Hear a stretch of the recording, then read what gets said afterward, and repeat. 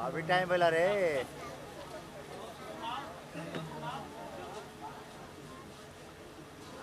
अरविंद होशियार आ गया hero.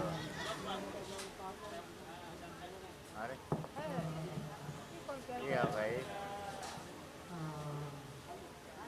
Prakash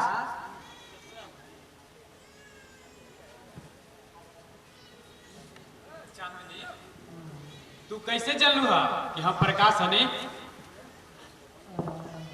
college का जाती है रे। प्रकाश ये चांदनी में ऐसा प्रकाश बा कि हमारा आग में पट्टी बांधल हो तब हम तोहरा के पहचान ले।